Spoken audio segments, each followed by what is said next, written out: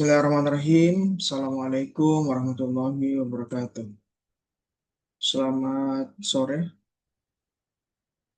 Yang terhormat Ibu Bunga Anissa Hararet, SEMAK, selaku dosen pembimbing Ekonomi Makro AK 205, yang saya hormati dan banggakan teman-teman sekalian Universitas Sabar Asyir.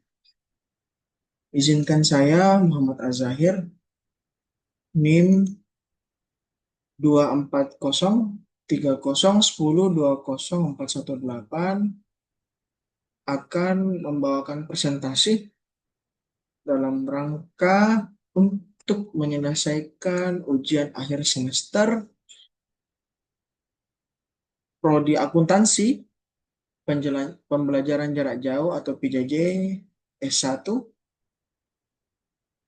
semester genap tahun ajaran 2024-2025. Sesuai dengan materi yang akan dibahas, yaitu materi tugas semester yang sebelumnya telah saya kerjakan.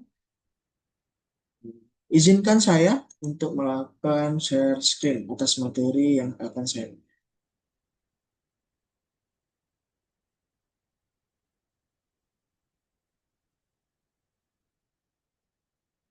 Jadi berikut tugas ekonomi makro, itu tentang summary dan analisis ekonomi makro negara Tiongkok untuk tahun 2022, 2023, 2024. Tujuan summary dari analisis ini yaitu pertama, sebagai bentuk penyelesaian penugasan semester mata kuliah ekonomi makro. Yang kedua, untuk mengetahui dan menerangkan kondisi outlook perekonomian, yaitu berupa inflasi, kurs, dan produk domestik bruto negara Tiongkok pada tahun 2022, 2023, dan 2024, serta untuk mengetahui dan menerangkan neraca pembayaran dan neraca perdagangan berupa kondisi ekspor dan kondisi impor negara Tiongkok pada tahun 2022, 2023, dan 2024. Pembukaan terlebih dahulu bahwa yang akan saya bahas ini di antara 4 pilihan kemarin yaitu negara Tiongkok. Negara Tiongkok merupakan nama resmi dari Negara Republik Rakyat Tiongkok atau RRT, atau biasa disebut dengan Republik Rakyat Cina atau RRC. Negara ini adalah sebuah negara yang terletak di Asia Timur yang beribu kota di Beijing. Negara ini memiliki jumlah penduduk terbanyak kedua di dunia, sekitar 1,4 miliar jiwa, dan luas wilayah sebesar 9,69 juta kilometer persegi, menjadikan negara ketiga terbesar di dunia. Ekonomi China ini adalah salah satu yang terbesar dan sangat berpengaruh di dunia, menggabungkan elemen industri, manufaktur, teknologi, infrastruktur, dan ekspor yang masif. Seperti kita ketahui juga bahwa di beberapa tahun lalu, antara kisaran tahun 2013 dan 2014, Cina pernah membuat suatu program yaitu ACFTA atau Asian China Free Trade Area. Itu adalah bentuk perdagangan internasional yang dilakukan oleh China itu sendiri. Nah, untuk inflasi China di tahun 2022, 2023, dan 2024 itu untuk tahun 2022 sebesar 2%. Sedangkan tahun 2023 mengalami penurunan sebesar 0,20% dan tahun 2024 itu sebesar 0,30%.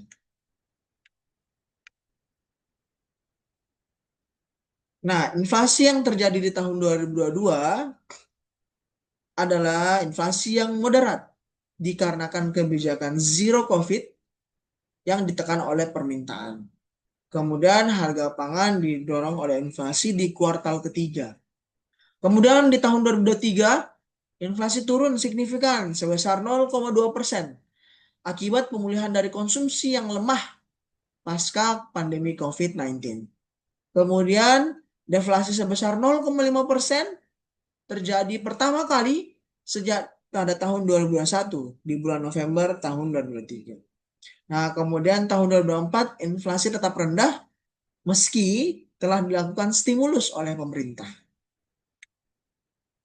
Deflasi di sektor manufaktur dengan PPI negatif 18 bulan berturut-turut tekan harga konsumen. Kemudian untuk kurs tahun 2022, 2023, dan 2024 terhadap dolar, yang semula di tahun 2022 sebesar minus 8,50%, kemudian di tahun 2023 minus 4,8%, dan di tahun 2024 minus 2,1%. Untuk tahun 2022, apresiasi atau depresiasi tahun terhadap US dollar itu RMB melemah dibandingkan dengan tahun 2021. Kemudian depresiasi apresiasi terhadap USD minus 4,8%, RMB terus melemah karena perlambatan ekonomi Tiongkok dan kebijakan suku bunga Amerika Serikat. Nah, seperti kita ketahui terdapat perang dagang yang dilakukan antara China dan Amerika Serikat pada tahun-tahun tersebut. Kemudian perubahan year to date sebesar minus 2,1%. RMB masih berada di bawah tekanan akibat perbedaan suku bunga Amerika Serikat dan Tiongkok. Kemudian produk domestik bruto antara tahun 2022, 2023, dan 2024 itu mengalami kenaikan tiap tahunnya. Di tahun 2022 sebanyak 3%, kemudian 2023 sebanyak 5,2%, dan tahun 2024 sebanyak 4,6%. Nah, pertumbuhan melambat dikarenakan kebijakan zero COVID dan lockdown yang sangat ketat di tahun 2022. Jadi, walaupun pandemi COVID yang berjalan dimulai dari tahun 2020 dan 2021, pelaksanaan zero COVID ini masih mengalami tekanan oleh kegiatan lockdown yang ketat. Kemudian 2023, pemulihan pasca pembukaan kebijakan COVID-19 meski menghadapi tantangan properti dan konsumen yang Kemudian di tahun 2024, proyeksi perhitungan perlambatan sektor properti dan konsumsi domestik serta adanya tekanan dari ekspor. Kemudian rekap kondisi outlook perekonomian dapat teman-teman dan Ibu lihat di tabel berikut ini. Kemudian kondisi outlook perekonomian. Nah, sebagai salah satu negara dengan kekuatan pengaruh perekonomian yang besar di dunia, negara Tiongkok tidak luput dengan gejolak kondisi perekonomian. Pertumbuhan ekonomi negara tersebut mengalami pasang surut, utamanya pasca dampak pandemi COVID-19. Setelah meninggalkan kebijakan zero COVID pada akhir tahun 2022, Tiongkok menghadapi transisi yang sulit karena memasuki fase pemulihan ekonomi dengan harapan yang sangat tinggi. Namun, pemulihan ternyata tidak linear dan menghadapi tantangan yang struktural. Nah, neraca pembayaran Tiongkok berdasarkan presentasi dari produk domestik bruto berdasarkan current account balance itu sebesar 1,8%. Kemudian di tahun dengan financial account minus 1,2%. Kemudian di tahun 2003 sebesar 1,4% dan financial account sebesar minus 1%. Dan di tahun 2024 sebesar 1,2% dengan financial accounts minus 1,1%. Nah, current account surplus Tiongkok dari 2,2% produk domestik bruto pada 2022 menjadi 1,4 pada tahun 2024 karena perlambatan ekspor dan peningkatan impor. Berdasarkan proyeksi ini akan tetap surplus namun lebih kecil. Kemudian financial account deficit menunjukkan aliran modal keluar atau investasi asing dan pembayaran hutang. Kemudian overall balance masih positif tetapi semakin kecil. Hal ini mencerminkan dengan adanya tekanan ekonomi global pasca pemulihan COVID-19 serta perang dagang. Namun apabila terjadi defisit financial account besar, maka nilai RMB bisa tertekan. Nah, Faktor-faktor yang mempengaruhi ini antara lain dengan adanya seperti yang saya jelaskan tadi, adanya perang dagang, kemudian yang menyebabkan permintaan global melemah, serta pemulihan ekonomi pasca COVID-19 yang belum optimal mengakibatkan konsumsi domestik yang terbatas.